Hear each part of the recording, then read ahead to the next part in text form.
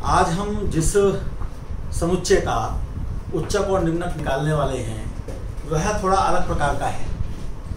तो हमने अपने समुच्चय ए को लिया कि उसके जो अवयव हैं वो x² + x + 1 जैसे हैं, जहाँ x कोई वास्तविक संख्या है, और इसका उच्चक तथा निम्नक हम निकालेंगे, सुप्रीमम इन्फीमम निकालेंगे।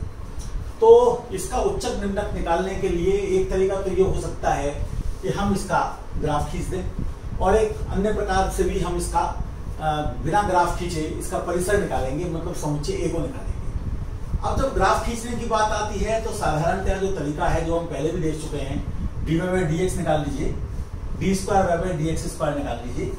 d²y/dx² पॉजिटिव है तो कनकेव अप होगा, यानी x² जैसा होगा।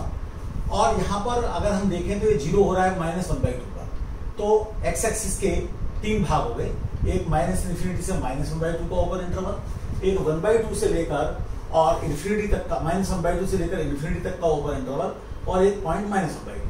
तो इसे आप रखेंगे कोई भी एक्सिस में से तो ये नेगेटिव आएगा, इसलिए फंक्शन यहाँ पर अवरोही यानी डिक्रीजिंग होगा, और -1/2 से इन्फिनिटी में अवरोही यानी कि इंक्रीजिंग होगा।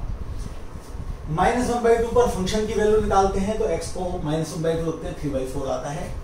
तो -1/2 पर 3/4 आ रहा है, इसके बाद इंक्रीजिंग है, इससे पहले डिक्रीजिंग है, कनकेव अप है, यानी x² जैसा है।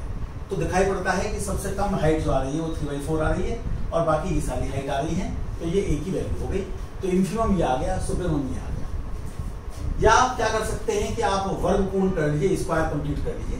तो ये वैल्यू हमेशा 0 या 0 से बड़ी है, तो पूरा का मान 3/4 या 3/4 से बड़ा होगा, तो भी आपका परिसर पहले जैसा ही आ जाएगा।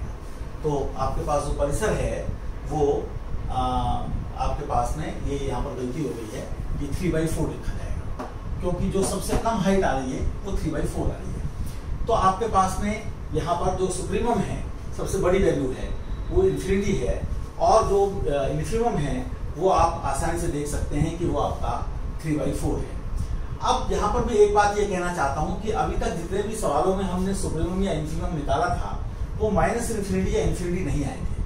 अब यहाँ पर सुप्रीमम इन्फिनिटी आ रहा है, और आप दिखाना चाहते हैं कि ये इन्फिनिटी ही होगा, तो इसे दिखाने के लिए एप्सिलॉन वाली डेफिनेशन तो चलेगी नहीं, क्योंकि आप अगर कहेंगे कि ये सुप्रीमम है और यहाँ पर ये इसके बीच में जो है एप्सिलॉन को ले लिया, तो यहाँ पर कोई ना कोई नंबर ए का मिल जाएगा, उसका कोई मतलब नहीं है, क्योंकि इन्फिनिटी माइनस एप्सिलॉन भी इन्फिनिटी ही होगा।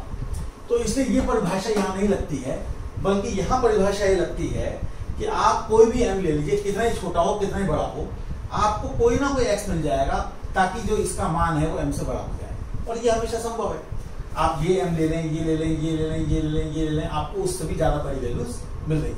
आप कितनी भी बड़ी वैल्यू ले लें तो आपको इसकी उससे भी बड़ी वैल्यू मिल जाएगी। इसका मतलब सुप्रीमम जो होगा वो सुप्रीमम इन्फिनिटी होगा। तो इन्फीमम ये होगा और सुप्रीमम वो होगा। तो कल आपके सामने एक नए समुच्चय के साथ आऊंगा, उसका सुप्रीमम इन्फीमम निकालेंगे। योजना ये है कि सुप्रीमम इन्फीमम समझने के बाद फिर थोड़ा हम जो रैशनल नंबर का सेट है वो रियल नंबर के सेट में डेंस है, इसे हम समझेंगे, उसके कुछ एप्लीकेशन देखेंगे, कुछ फायदे उठाएंगे, और फिर ये देखेंगे कि रियल नंबर के सेट को कैसे परिभाषित किया जाए। केवल ये परिभाषा देने से काम नहीं चलेगा कि जो नंबर लाइन है उसके सारे पॉइंट्स का कलेक्शन है, क्योंकि उससे उसके नंबर्स के बारे में कोई अनुभूति नहीं होती। तो सुप्रीमम इन्फीमम का उपयोग करके हम रियल नंबर के सेट को थोड़ा अच्छे प्रकार से महसूस करेंगे, फील करेंगे, और फिर हम आगे की तरफ लिमिट के कंसेप्ट की तरफ फिर बढ़ते चले जाएंगे। मुख्य उद्देश्य आगे के 1-2 महीने के लिए हमारा लिमिट के कंसेप्ट को समझने का ही रहेगा। बहुत बहुत धन्यवाद।